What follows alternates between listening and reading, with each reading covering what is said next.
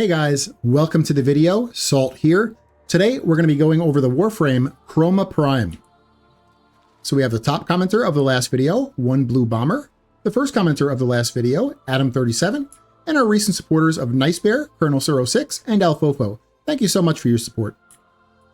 And of course, we're doing Chroma Prime today. I'm going to go ahead and go down to the arsenal here.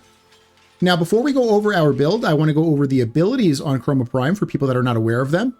And like usual, I will have timestamps for everything. So if you don't care about the abilities, or maybe you know them already, you could always skip ahead, and that's okay. Now, to go over the abilities, I've enlisted the help of Other Salt. He's out in the simulacrum right now. I'm going to go ahead and switch to him. Here we go. Hey guys, Other Salt here.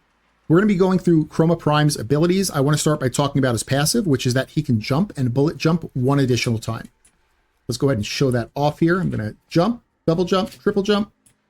Now I'm going to bullet jump and do a second bullet jump. And that's it. That's his passive there. His one is tap to cycle through the 4 basic elements. So if you look in the bottom right, there are 4 element icons there. It's on cold right now, but if I was to press 1, it's going to go to electric. Press it again, goes toxic. Press it again, goes to heat. Press it again, it goes back to cold. So this is your elemental alignment. Now, your initial element alignment is chosen already when you enter the mission based on your emissive color. So this is kind of a weird system. If you're not familiar with it, maybe you haven't had a Warframe that was like this before, but there are a few Warframes that are like this. So when you go like you're going to go build out your Warframe, but instead of clicking on upgrade, you actually click on appearance, and then you go to your emissive color and you change your emissive color to change your initial starting element alignment. So white would be for cold, blue would be for electric, green would be for toxic, and red would be for heat. Okay, now the actual ability of the one is when you hold the button. So you're going to hold it to do a damage cone. It's also going to do the status depending on your element alignment in this like forward cone. Each enemy hit will also spread the effects to one other nearby enemy. And you can't use primaries or secondaries while this is going off, unfortunately. So let's go ahead and show that off here. So what am I aligned to right now? Cold, so it's going to be doing some cold damage and cold procs to these guys. And because it's a channeled ability, if I want to turn it off, I just hold the button again and it stops. Okay, we'll talk about the 2 next. Now the 2 is just a buff, so it's, you know, appearance wise, it's kind of boring. You just do that and that's it. But you'll get a buff depending on what you're aligned to. So let's talk about that. If you're aligned to heat, you're going to get increased health and heat damage per second on enemies within 5 meters. If you're aligned to cold, you're going to get increased armor, and it amplifies and reflects projectiles back at enemies. If you're aligned to electric, you're going to get increased shields, and it converts incoming damage into arc discharges that damage enemies. And if you're aligned to toxic, you're going to get increased reload speed and weapon swap damage, and deal 5% of enemies' max HP as toxic damage per second to enemies within 5 meters. This buff will also extend to allies if they're within the range of that aura. Okay. Now his 3 is another buff, so visually, again, it's kind of boring. You just do that, and that's it. But let's talk about what it actually does. So, and again, this one can also affect allies as long as they're within your range. So you're going to create an aura of increased armor and damage. You're going to get an armor buff if Chroma's shields are damaged or when Chroma gets a melee kill. And you're going to get a damage buff if Chroma's health is damaged or when Chroma gets a ranged kill. All right, so you'll be able to get both of these buffs. That's pretty much it. I mean, it's a pretty easily explained ability, but it's probably one of the strongest abilities that Chroma has. Now, the damage buff that you get is flat damage. It works just like Serration or any other kind of form of flat damage. So there's nothing crazy about it, but it's still really powerful. The armor you get just works like any kind of mod. It doesn't work in any kind of crazy way. It just works like a regular mod that you would have on your build. So again, it doesn't work in any crazy way, but it's still very powerful. Okay, now we'll talk about his 4, which is Effigy. I'm going to actually cast this so you can watch it while I'm talking about it. I pressed the wrong button. Actually, I'm on the wrong build. Oh my goodness, I was showing my subsume off here. Let's go to Effigy. All right. What are you doing, Other Salt? What are you doing? Okay, let me show off Effigy here. Oh my goodness, my Chroma's naked. Okay, so Effigy, you're going to take off your dragon cloak, making it into a sentry. The sentry has HP, and so it can be killed. The sentry will attack enemies within 20 meters with your aligned element type damage. Enemies that come within 5 meters of the sentry get knocked back. Enemies killed by the sentry drop additional credits. That's really cool for credit farming. And in addition, all credits that drop within 10 meters will have more credits drop. So while effigy is active, Chroma has a plus 20% movement speed buff, but a negative 50% armor buff, or debuff, I should say. So that's a little bit unfortunate there. And that armor debuff is actually multiplicative. So it takes all of your mods and everything into account too, which kind of sucks. So when this is up, you know, you'll move faster, but you'll be a bit weaker. Now, this is the ability we're actually going to be subsuming out. There is an option to subsume out the 1. It really doesn't matter. You could subsume out the 1 or the 4. Just make sure if you subsume out the 1 to really change your emissive color, because there really won't be a way to switch to it otherwise. I subsume out the 4 because I don't really care about credits at this point in the game, but this is a really good ability for credit farming, though. If you're doing like Profit Taker or something, effigy is good to keep on for that particularly. But in actual like endurance gameplay, there's really no point in using the 4. So that's why I'm subsuming over the 4 there. All right, let's go to the actual build and we'll show off our subsume, which I did a little bit of a spoiler on because I didn't know I was on the main build. So the subsume that we're going to be putting over the 4 is Pillage. It's Hildren's Pillage.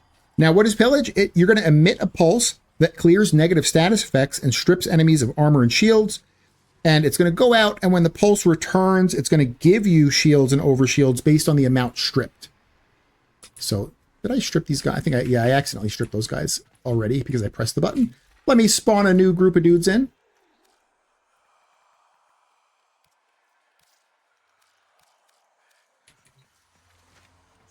All right, here we go. And these guys are stripped. And when it comes back, there we go. If you look in the top right, now I have overshields. It's really cool. So, okay, I'm going to wave to Salt so he knows we're done. Wow, great job, Other Salt. Great job, as usual. Alrighty, let's head into the build here.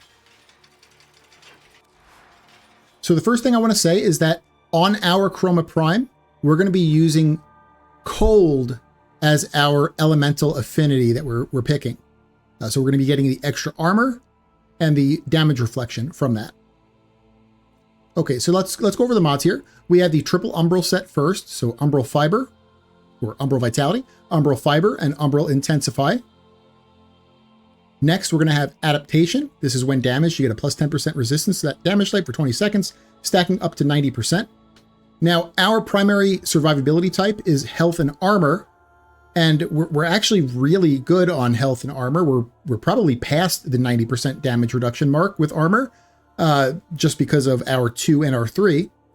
But Adaptation does help to further reduce damage. When I was doing some testing this morning, ballistas were doing about 150 damage to me per shot without Adaptation, and then with Adaptation, they were doing about 80 damage per shot. So Adaptation is going to reduce that damage by, more of a percentage as well. However, it is kind of overkill, and so Adaptation is a bit of a flex slot. There are some other options for this slot if you would like. Okay, continuing on, I'll go over those options at the end. So continuing on, we have Narrow-Minded for plus 99% ability duration, Prime Continuity for plus 55% ability duration, Blind Rage for plus 99% ability strength, Transient Fortitude for plus 55% ability strength. In the Aura slot, we're going to be going for Growing Power. This is plus 25% ability strength after you've done a status effect with a weapon, which is going to be all the time because Chroma Prime is a gun frame or a glaive frame.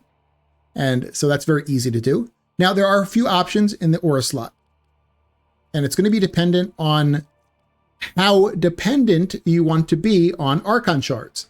Now, if you're going to do what I'm doing and use Growing Power, you need to have either 3 regular red shards for ability strength, or you need to have 2 Tau Forged red shards for ability strength.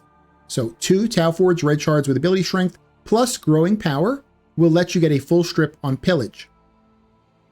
If you don't like that and you don't want to have to be dependent on Archon shards, you could always use Corrosive Projection. Let me type this in real quick. You guys have probably seen this already. So corrosive projection will overgrowing power, will allow for a full strip, and then you can use your Archon shards for whatever you would like. Or you don't have to use Archon shards either. If you're newer and maybe you don't have Archon shards, that's fine too. Now the third option, and probably the weaker option, but I'll go over it anyway, is Steel Charge. And this would specifically be if you're going for a glaive build. You know, if you're going for a glaive build, you might want to use Steel Charge because it's melee damage. It's also the most expensive aura, and so you actually get the most capacity back from it, which is kind of cool. However, you know, growing power needed 2 Tau Forged shards to full strip with pillage. If you go Steel Charge, you might need like 4, maybe 5, probably 4 Tau Forged shards to full strip. And if you don't have Tau Forge, you would probably need to have all 5 red shards with ability strength to full strip. So it's kind of reaching there. I mean, you could make it work, but you would have to have like all of your Archon shards for plus ability strength. So it's kind of optional. I think even if you go with a melee build, I feel like you'd be better off either picking growing power or corrosive projection, because then you're a little bit freer on your Archon shards if you ever want to mix them up a bit. Okay. Power Drift is next for plus 15% ability strength. We're going to go over the Arcanes next. We're going to have Arcane Grace for on health damage. You have a 9% chance for plus 6% of your health regenerated per second for 9 seconds. So this is how we regain our health as Chroma. We're going to have Arcane Blessing next. When this is fully stacked up, this is going to be another 1200-ish health. And so we'll be over the 2000 mark. So for a proper damage reduction build, your magic numbers that you want to be at least at is 2000, 2000, 2000 health, 2000 armor. Now for armor, we're actually past 2000. I don't know exactly how much we're at, but with R2 and R3, we're likely well past 2000. So we're definitely at 90% damage reduction, possibly even higher. Health, on the other hand, though, we're only at 1000, which is not good enough for a health and armor build. And so Arcane Blessing pushes us past that 2000 mark, making it a valid health and armor build. Okay, so this is the build for Chroma Prime. Remember, just consider changing out the aura if you want to try something different, maybe with corrosive projection or with Steel Charge. But let's go over this flex slot here with adaptation. And I want to go over something in particular. It's an augment. Chroma actually has quite a bit of augments. There's only one that I really consider competitive, though, against our current build, and that would be Guardian Armor. So let's talk about this first. Chroma's health takes 50% of damage dealt to squad mates within affinity range. Squad kills and your kills restore 5% of health over 3 seconds and increases Vex armor duration by 1 second. Okay, so if you're reading this correctly, that means that if you're solo, you get all of the benefits, but none of the negatives. You don't get that 50% of damage dealt to your squad mates because you don't have squad mates. And you're still able to trigger the 2 beneficial effects as yourself, solo. And so if you're doing solo, I could really see Guardian Armor actually being really good over adaptation here. So let's explain the negatives again to this now. You know, it's obviously the 50% damage dealt to squad mates comes to you. But that 50% damage gets converted into true damage. Okay, it can't be reduced. The damage can't be reduced through armor. It can't be reduced through adaptation. It can't be reduced by any means. It's true damage. And so if a ally had 500 health and he went down, you're going to take 50% of that as true damage. So 250 health. That can be very detrimental. It really depends on your allies, their builds. If you have allies that are all running health and armor builds that have like 2000 health and they take a big old 1000 damage like hit, that's going to be 500 true damage coming your way. If you know, if your teammates aren't very bright and they're not playing very well and they're just taking a lot of damage, that's a lot of true damage coming your way. If you're ever playing Chroma Prime and you're using this and maybe you didn't know it was true damage and you find yourself just randomly dying, it's probably because of Guardian Armor and because it's true damage coming to you. So even though Chroma Prime can stack all kinds of crazy armor, that armor doesn't actually affect the damage you take from Guardian Armor. So there is a negative to it there. You know, this is really good in solo, questionable in team play. Now, the positives to taking Guardian Armor, if you were like doing a solo mission and you wanted to switch adaptation for Guardian Armor, is that Guardian Armor heals you 5% of your health over 3 seconds. And so you would no longer need to take Arcane Grace to heal your health.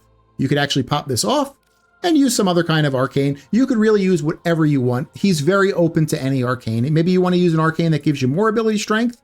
Maybe you want to use an arcane that increases your weapon damage or melee damage. Who knows? You could pick whatever arcane you want, because you would be getting your healing from Guardian Armor, and so you would no longer need Arcane Grace.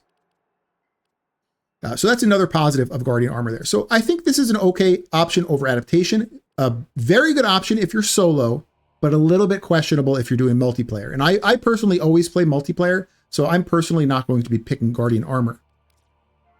The one good thing, though, nowadays, a lot of people are running shield gating builds, and shield gating builds a lot of times will run on their base health of like 300 or 400. And so even if they lose all of their health, it's not a huge amount. It's only like, you know, maybe 200 damage coming your way. But it could still technically stack up. So just be careful with Guardian Armor there.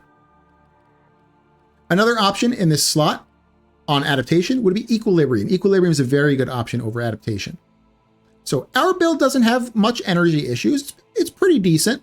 We pretty much never cast our 1. We only use our 1 to switch our element, which should be set at cold anyway, so we don't probably even need to do that. So we don't really ever press our 1. We press our 2, we press our 3, we keep them up, and we press our 4 about every 10-ish seconds just to make sure everything around us is fully stripped. As far as the shields we get back from pillage, it doesn't really matter. It's extra icing on the cake because our armor and health is really our survivability type. So the extra shields don't really matter. It's the strip we're getting from pillage. So Equilibrium, I mean, it does give us a good amount of energy back. It could help the build. It's really up to you. It depends if you feel like the build might be a little bit more energy hungry than you were expecting. You could possibly put Equilibrium over adaptation. Adaptation still remains a pretty good option, though, just for some extra damage reduction, but it is overkill. All right, I want to go over the externals on Chroma now next. The cool thing about Chroma is that he's very open. You don't really have to specifically pick exact things on Chroma. There is one type of weapon he actually combos really well with, and I'll go over that. It's glaives, but I'll go over that when we get to it. So we'll go over the Archon shards first. Now, if you're going to go for growing power like I am, like I said, you're going to need 2 Tau Forged red shards for ability strength or 3 non-Tau Forged shards. Other than that, everything else is optional. And actually, if you went with corrosive projection in the aura, then everything is optional. So now me personally, I've chosen to go with 4 for plus ability strength because I love overkill. And I went with 1 as a mini Equilibrium. Because I don't have Equilibrium on my build specifically, I chose to have a mini Equilibrium shard in my Archon shards here. So this is where Equilibrium usually gives 110% of the other type of resource to you. This will give 30%. So it's a mini Equilibrium effect. All right, let's go over some other externals. Primary doesn't really matter. Just remember, Vex Armor is giving you a huge amount of flat damage, but it is technically flat damage. But you can do a lot of cool things with that. Maybe a lot of primary and secondary builds have to use primary Deadhead, primary Merciless, secondary Deadhead, secondary Merciless, just to get their flat damage on their weapons. Well, with Vex Armor, that may change now. Maybe you don't have to do that anymore. Maybe you can go with a cooler arcane that does more damage because of that. In the secondary slot, you can pick whatever secondary you would like. The Grimoire is a decent combo for Chroma too, though, because they have 2 invocations that I feel specifically combo really nice with Chroma. And that is this one here, Vohm Invocation, to increase his ability strength. So you would throw this out. You would do an alternate fire before you press your 3. I mean, technically you can do it before you press your 2 as well, but you would do an alternate fire before you press your 2 or your 3. And it's going to give it some more ability strength, up to 60% extra ability strength. The other cool invocation that I like on Chroma is Zada's Invocation. This gives you energy per second. So this is more of an energy regen tool. So both of those invocations are really cool on the Grimoire, depending on which one you want. You can't have both of them, unfortunately. You can only have 1 invocation and 1 canticle. But again, you don't need to go with Grimoire. You can go with any secondary you like. As for melees, you can go with any melee you like, but I'm going to explain why glaives particularly are really, really powerful on Chroma. So remember, Vex Armor gives you a bunch of flat damage. Well, what does flat damage benefit? It benefits everything. Primary is like flat damage, secondary is like flat damage, melee, everything likes flat damage, right? But what gets screwed by flat damage? What weapon type gets screwed on flat damage? It's glaives. Glaives get screwed on flat damage. So let's go over a typical glaive build. Don't make fun of this. This is a little bit of an older build. I know there's newer mods now that probably could take some of these slots. So, you know, don't roast me too much here. But let's explain why glaives get screwed on flat damage compared to like every other weapon type. Well, normal melees can use condition overload, and condition overload, I mean, if you build your melee builds correctly, it's giving you like 800% flat damage, which is huge. The unfortunate thing with glaives is the manual explosion of glaives, which is like 99% of glaive builds, that manual explosion does not take condition overload into account. So like this is not working on a manual explosion glaive build. Again, that's like 99% of glaive builds. So on a glaive build, you're stuck with trying to get your flat damage in other sources. And unfortunately, there's really crappy sources to get flat damage. You can go sacrificial pressure, which is 137. You can go prime pressure point, which is 165. Oh my goodness, that's so much better. You know, and you compare that 165 to like the 800 that every other melee weapon is getting with condition overload, and it's complete garbage. And so for a glaive build, sometimes you actually are using multiple mods to try to like scrounge up some flat damage. Like on this typical glaive build here, we're using sacrificial pressure for 137, and we're using killing blow for 120. You know, and so we have two mod slots that are like giving us, I don't know, what is that, 250 altogether? It's not even half of what you would normally get out of condition overload. So that's complete garbage. But unfortunately, glaive builds are kind of stuck with that. Well, enter Chroma and Vex Armor, now giving us like, I don't know, I don't remember how much exactly it is, but it's like 1,000% flat damage. Well, now we're getting the same amount as the other melees, and in fact, probably even more flat damage than the other melee weapons. And so you no longer have that weakness on glaives. You know, you don't have to use sacrificial pressure. You probably don't even need to use killing blow. And so you're opening up mod slots. You're getting your big amounts of flat damage there. And so he is an extremely good combo on glaives. Now, you know, glaives have two weaknesses. They have the flat damage weakness, and they also have the, they can't maintain combo count. They can't maintain combo count like a regular melee weapon. Now, unfortunately, he can't fix that part of glaives, but at least he's, you know, he's fixing the flat damage portion of it. And so glaives are really, really good in Chroma's hands. So I hope that maybe explained a bit on Chroma there. Now, what glaive to pick with Chroma? Well, if you go with my build that has pillage and is full stripping, Glaive Prime is probably the worst choice because this does slash procs, which bypass armor, and if you're stripping their armor, you don't really need those slash procs. So probably any other glaive, right? Probably like the Halakar Wraith, the Path Assist, the Serata, like pretty much the Zorus. Pretty much any glaive would be better than the Glaive Prime. But just for the sake of, everyone knows the Glaive Prime, that's why I put it here. Now, I want to give a little shout out to two people that kind of pointed this out to me, because I am not a huge Chroma user. And so I don't have as much information on Chroma as I do on other Warframes.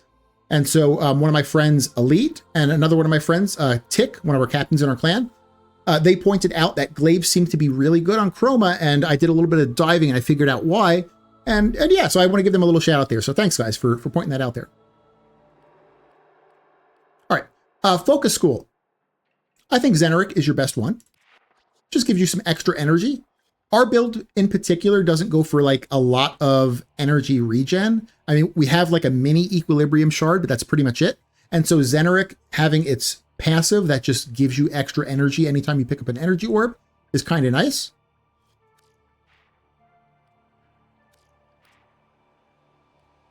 And when it comes to pets, you can pick any pet you would like on Chroma. There's not really a particular pet that super combos with him.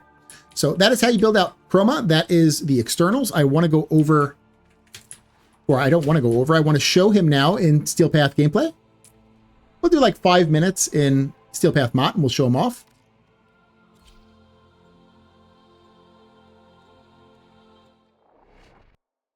Just so you guys get the gist of how he works.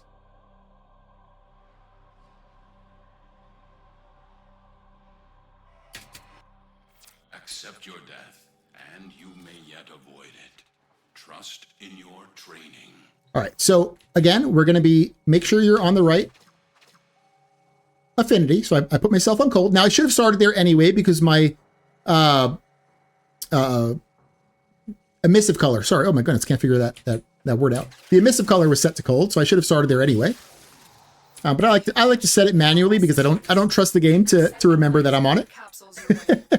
So I'm going to press my 2. I'm going to press my 3, and then about once every 10 seconds, I'm going to go ahead and hit that 4 to make sure I full strip everyone around me. That's pretty much it. And then you just kind of go about your business. If you want to use guns on Chroma, you use your guns. If you want to use glaives on Chroma, you use your glaives. You don't have to use glaives too. You can use a regular melee weapon if you really wanted to. I love my Boar Prime, so I just always use my Boar Prime.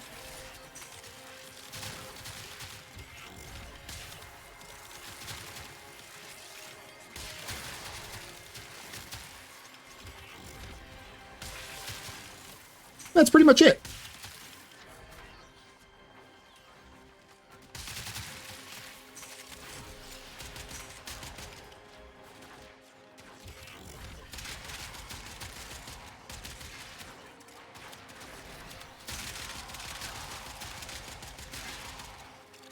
Let's recast our abilities here.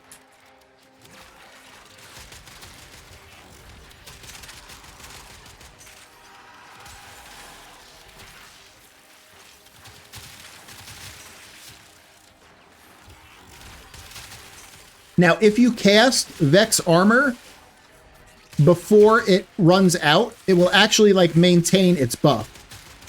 So that's probably important to do. I big herpaderp sometimes and I forget. But yeah, you should probably just recast it before it runs out. So if you see it at like under 10 seconds, just press the button again. Let's get some armor strips on these dudes.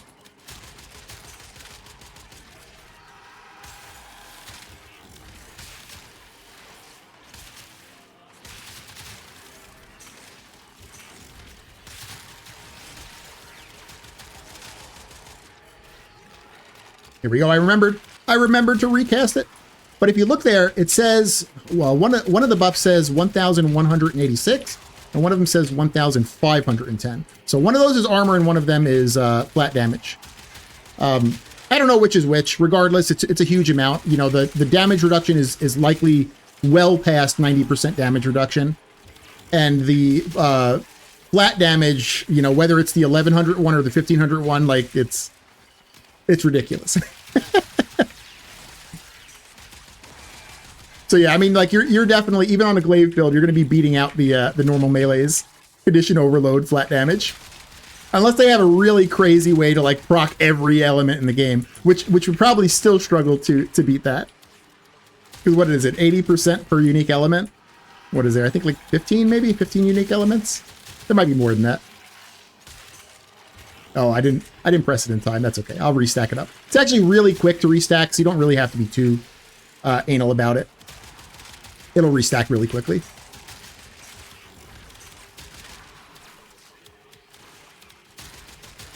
I'm already in the thousands. Like it's been like 5 seconds and I'm in the thousands already.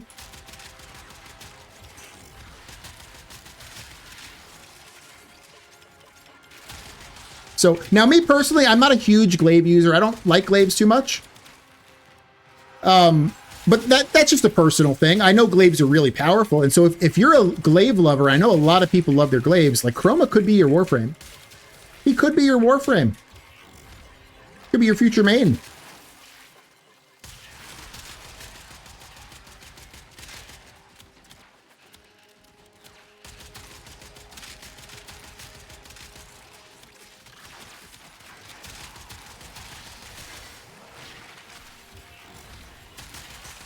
Something about Arcane Blessing, our Arcane, is that one thing about the pet, it doesn't really matter what pet you use, but the pet you pick probably should have Synth Deconstruct on. That way you can stack Blessing quicker. Unfortunately, I don't think my worm has Synth Deconstruct on, so it's kind of slow to stack here. But just make sure the pet that you have on has Synth Deconstruct, which will make him drop energy orbs when he does damage. And that'll stack your Blessing up real quick. It'll still probably take about 5 minutes to stack up, but it won't take like 10 minutes or more like mine will currently without Synth Deconstruct. Right, we got Malice spawn in here. Ooh, did I press that in time? I don't think I pressed that in time.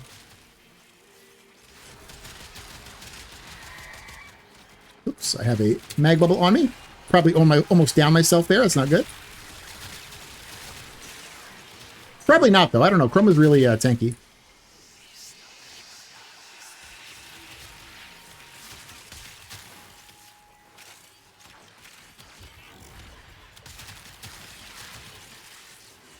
Extraction is available if you need it.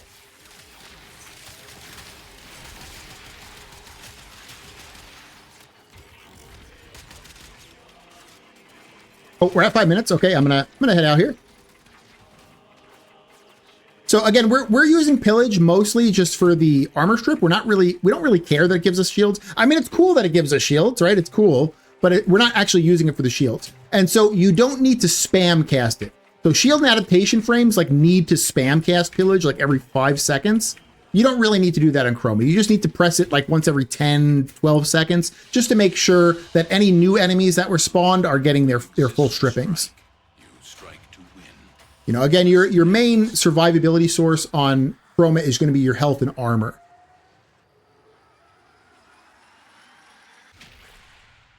So that's how you build out Chroma Prime. That was the gameplay. You know, he's a gun frame or a glaive frame, so the gameplay is basically just going to be showcasing whatever weapon I have on. But he's still a really good gun frame or glaive frame. What were you expecting? So that's how you build Chroma. I hope you guys liked the video. If you liked it, consider giving it a like. If you haven't subbed yet, consider subbing or tell me what I can do to earn your sub. And I hope you guys have an amazing day. All right, bye.